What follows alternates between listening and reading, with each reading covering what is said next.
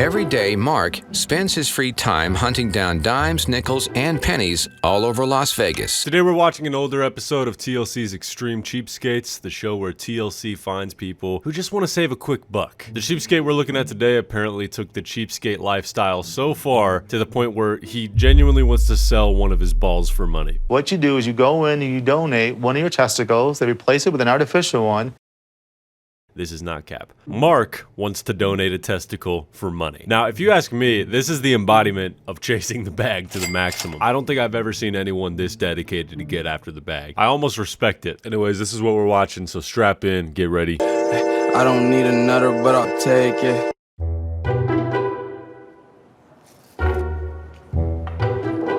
Is this his restaurant? Or is he going through a random restaurant and picking random things up? That awkward moment when you just walk into a restaurant to just walk around happens all the time. People misplace millions of dollars in loose change every year, and their loss is this cheapskate's gain. Wait, so he's just picking up random things that people leave? Just stealing people's belongings in public? Nice, dude. Pretty sure there's a fancy word for that. I think it's like theft or something. Every day, Mark spends his free time hunting down dimes, nickels, and pennies all over Las Vegas. Okay, so he's not picking up people's belongings. He's just finding random coins in the city and below toilets. Who has the time for this? Genuine question. Have any of y'all ever met anyone that just picks up random coins in the city? Like, what? Strangest side quest I've ever seen.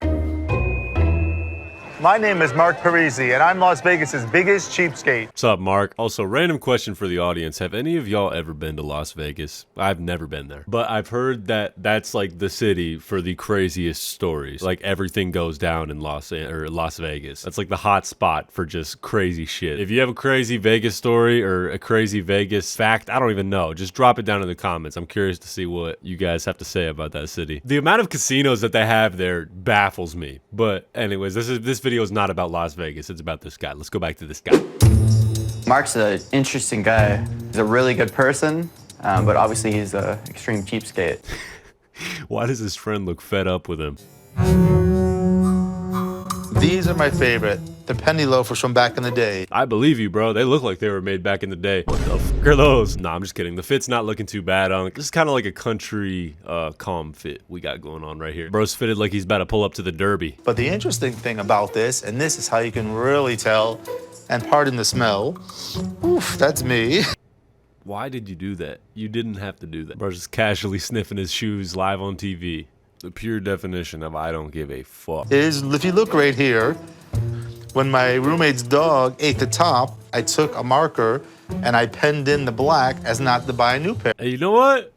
I can actually respect this one. This isn't actually a bad cheapskate method, or whatever you want to call it. This isn't a bad way to save money at all, especially if you can't afford a new pair of shoes at the moment and your dog bites your current pair of shoes. You just draw it in with a marker. Hey, you got to do what you got to do. He's just a quirky dude, and he literally will save money anywhere. These shoes, and all my dress shoes, I get from the shoe repair store. Oh, okay. Do shoe repair stores just like give out random shoes that they don't like? How does that work? Google says you can't, but that's just Google. Maybe Unc's got a secret plug at a shoe repair store. That's what it seems like.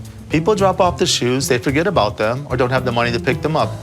Okay, so it's literally just like hand-me-downs. I mean, if I were homeless, I'd be doing this, to be honest. I mean, it's free shoes, so I mean, I don't know, why not, right? But I have a strong feeling that Unc isn't homeless and that he has money. So I guess I'm curious to know why he's doing all this. Mark has a habit of doing things that are a little bit beyond what I consider cheapskate. Mark keeps his grocery budget under $60 a month by disregarding expiration dates. Wait, disregarding expiration dates? What do you mean by that? Are you saying he eats spoiled food? Yeah. Mark, that's disgusting. And I'm pretty sure that can kill you, Mark. I want you to stay safe. Nah, but I don't think I've ever met anyone who just casually eats expired food. That's psychopath behavior. Does he not have to like puke every night or something? Like, how does that even play out? Someone get this man to a hospital. And spending no more than $1 on any single item. Tortillas, 50 cents. Valid. Power bars, 50 cents. Valid. Cupcakes, 50 cents. Valid again. Peanut butter and jelly, Bro, $1. these are all valid. This guy's honestly just good at saving money. I mean, I don't know about y'all, but whenever I go to Walmart, I pick the cheapest shit. To me, this doesn't represent extreme cheapskate behavior. This is just like normal saving. But eating expired food, on the other hand, you might want to stop doing that. But his thrifty habits don't stop there. Oh, God. He pays next to nothing for water each month by refusing to use it in his own apartment. I end up spending about $1, at the most $1.50 on laundry. Damn, $1.50. That's cheap. Again, this is also a practical way to save money. Like, I can't even knock it. 3 years ago, I was doing the same exact thing. Because I throw 1 or 2 pieces in with everybody else. Oh, wait, no, I wasn't. Wait, I wasn't doing this. He throws his laundry in with other people's laundry. How do people say yes to that? I would never. Could you just imagine being in the situation of like being in a laundromat and then some random dude walks up to you like, hey, you mind if I put some of my clothes in with your laundry? Hell no. Once a week, he washes and dries his clothes without spending a dime. Hi, I'm Mark. Would you mind if I throw in some laundry with you?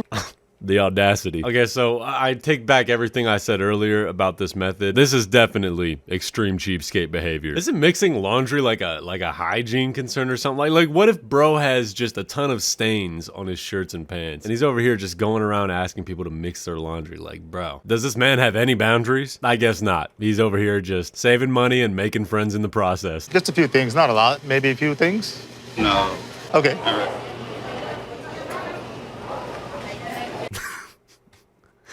This is so awkward. Does he just expect random people to be okay with sharing a laundry load? Trying to make laundry friends is crazy. Hello, my name is Mark. I was wondering if you'd mind if I tossed in a few articles. Mark just won't stop. He is persistent. He is trying to save the buck. Or maybe this could just be his method of making new friends. I mean, who knows? I wouldn't be surprised. Kind of an awkward method, though.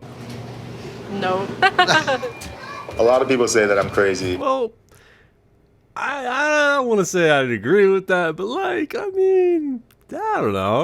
I mean, maybe out of touch. Do you mind if I throw in some laundry with you? Holy shit, he just does not stop. He is persistent. This man is bold. Mark's the type of guy to go to a restaurant and ask for somebody's fries. No, that's fine. Thank you. But a couple things here, a couple things there, and then you find someone else to share a dryer with. Do you mind if I throw some laundry in with you? Just a few items? Hey, go ahead. Thank you.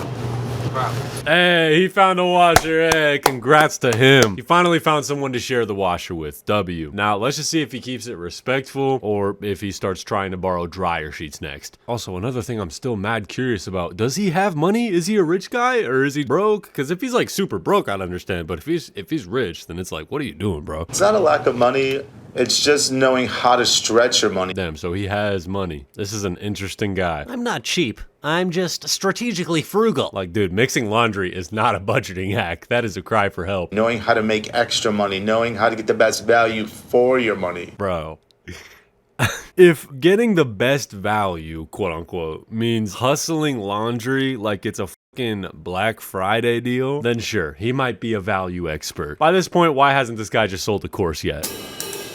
While he won't spend a single cent on laundry, Mark does like to gamble. Dude's out here trying to save on laundry, but then blows his cash on gambling. If you're willing to bet your money, but you can't even invest in clean clothes, bro, there's definitely a mismatch in priorities here. At this point, it's not even about saving money. It's just avoiding responsibility. Like, come on, bro, you're pushing 50 years old. You got to get the laundry on lock. You got to ditch the slot machines, Mark. But even at the casinos, he's found a way to make sure he's never parting with his own money. I go about gambling a different way. I only gamble with money that I find. Bro, he only gambles with the money that he finds. Now he's just taking this to a whole nother level. And I only play the penny slots because you could win up to $10,000. Okay, I mean, I see where Mark's coming from. That actually sounds like a pretty low risk, high reward way to gamble. I mean, he's just finding pennies and gambling with them. It's a strange way to gamble, I won't lie, but I guess I respect the hustle. This method might not be terrible, but God, that laundry method is crazy. If I went to a bar, the streak would cost me $12 to $15. But by coming to a casino, I play the penny slots, win money, and drink for free.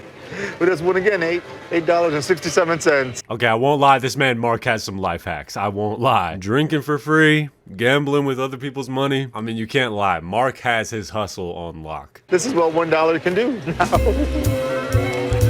When I'm gambling, I know when to stop. Most people think, oh yeah, I'm gonna keep going. They double and double and triple. I'm like, no, you gotta know when to walk away. W message, Mark. We love a responsible king. I'm not gonna lie, Mark has me conflicted. On one hand, he's like got a certain level of genius to his hustle. He's playing the system, blowing other people's cash, getting free drinks, sticking to low risk bets, winning $8 on the slot machine. It's like weirdly genius. But on the other hand, it's like, why does he even do this? He has money. He doesn't need to do this. It's one thing I've always found interesting with cheapskates. They always have money, but they just use the craziest ways to save money and they go extreme lengths to go there. It makes no sense to me. Mark is a big hustler. He goes around and always looking for things to do to try to save money. How you doing? Oh, wait, is this Mark's dad? Is this who he got it from? Is this the OG hustler? Just imagine the frugality runs in the entire family. That's a nightmare. First time that I realized he was cheap was definitely when he was trying to get me to do every single medical study that I could qualify for. Holy shit, Mark's trying to save money in every way possible. Trying to get his friend into medical studies just to pocket some more cash. That is so extra. This dude lives by save money at all costs. That is his mindset. Mark's the type of guy to see a free sample at Sam's Club and ask if they're offering the whole meal for free. Like, does he spend any money? In the past 6 years, Mark has volunteered in more than 100 medical studies, and the riskier the trial, the better it pays. He's done 100 medical studies? Bro, Mark's really out here treating medical studies like it's a side hustle. Holy shit. 100 medical studies in 6 years. That is dedication. That's a different level of hustling. Like, he's volunteering himself as a lab rat for the bag. When I was doing clinical trials, I would get these scrubs. I would take a pair home. I would use them for daily work, exercise, and for doing other clinical trials. They really sent him a lab rat uniform. Taking scrubs from clinical trials and rocking them every day is definitely interesting, to say the least. I mean, still though, you gotta admire the dedication. He's practically running his entire wardrobe on the clinic's dime. Cheap to clean, and they were free. These are the scrubs from the clinical trials. These all represent a part of history. He's building a museum of scrubs. What is bro on? He's basically saying never pay for anything. That's his mission. It's kind of impressive and a little bit wild, but kind of impressive. It's like he turned his everyday life into just one giant scavenger hunt for freebies. Bro's entire life is just side quests. Is this what you turn into once you become rich and retired and bored? I couldn't do it, especially some of the crazier trials, but Mark's full well into it. I can't imagine what it's like having this guy as your friend. It must be some type of fever dream, because like the way in which he operates is like unreal. The two studies that I'm waiting on that I have not been in yet is a flatline study. This is a really good one. What they do is they stop your heart for 1 minute, but you still breathe. Stay there 14 days. Hold up. A flatline study? He's over here stopping his heartbeat for the bag? This dude really is treating his body like a science experiment for rent money. And as he's telling all of this to the cameraman, he looks very proud of himself. He's getting after the bag, that's for sure. But I'd be lying if I said I wasn't a little bit concerned for Mark. I think somebody needs to ask him, hey Mark, is there a price tag on your sanity? Because signing up for a study like this is crazy. The second one that I'm really anxious and really excited and waiting to do is this testicular study. Bro, I am floored. This dude's really putting his family jewels on the chopping block. What you do is you go in and you donate one of your testicles, they replace it with an artificial one. Mark, you're losing me, buddy. This is getting a little too insane, Mark. The real question is, does he tell people about this casually? Like, imagine him at a party. Is he just telling people, yeah, I got this testicular study coming up soon. I'm really looking forward to it. By this point, I'm just flat out concerned for bro. And when you check out after 14 days, you get a check for $35,000. Okay, $35,000 is a lot of money. I won't lie. Hey, chat. Y'all trying to go to the testicular operation center together? We're getting neutered today, boys. Let's secure that bag. Mark participates in so many clinical trials that he gets free checkups every month. Holy shit, he's like a rewards member. Are we sure that Mark isn't sponsored by Big Pharma? Like, by this point, I'm skeptical. Free checks every month is diabolical. He's practically got a subscription box. Anyways, let's fast forward to the ball replacement appointment. So what's motivating you to want to go under the knife and be part of a study like that? The money. Tell him, Mark. They don't call you Money Mark for nothing. This man Mark just said the money without any hesitation. No fluff, no deep meaning, just straight up honesty. Doc looks shocked. Doc is like, what the fuck? So let's think about what you just said. So we're going to lose one of our testicles. We're going to replace one of our testicles for the money. Yes. He's like, are you out of your mind? If we really think about it, though, this is all insane. So what I'd like for you to do is take off your shirt. Okay. And I'll come back in and we'll do a brief exam. Okay. Okay, and also, I gotta check out your gyms. Okay. So we'll take a look at that too. Okay? Is it just me, or does Mark seem uncertain about this operation? I mean, shit, I don't blame him. Don't get me wrong. I'm just saying, he doesn't seem like fully confident about this. I wonder if Mark has ever considered getting a job. Anyways, the doctor rejects the surgery for Mark because he realizes that Mark is literally fucking insane. And obviously, Mark was very disappointed with this. He lost out on a bag. He lost out on the opportunity. But overall, Mark is a one-of-a-kind hustler with a wild mix of genius, boldness, and straight up chaos. Bro really turned life into a non-stop game of how far can I go to save or make money. Whether it's signing up for medical trials, gambling with pennies, or using scrubs as a full wardrobe for work. If there's a random ass way to make money or save money, this motherfucker Mark is gonna find out. Anyways, I hope you guys enjoyed this video. If you did, feel free to leave a like and subscribe if you want to see more content like this in the future. I appreciate you guys so much. We are getting close to 2.1 mil, so if we can make that happen soon, I'd really appreciate that. I say really close, like we're not 70,000 subscribers away. That's kind of a big number now that I think about it. But yeah, I hope you guys have a great rest of your day. Make sure y'all are taking it easy, staying hydrated, staying healthy, staying safe, staying warm, bro. It's cold as hell outside in Kansas right now, and there's hella snow, so I've been trying to stay warm myself. But yeah, I'll see you guys in the next video. Take it easy, y'all. Stay warm, all that good stuff. Peace.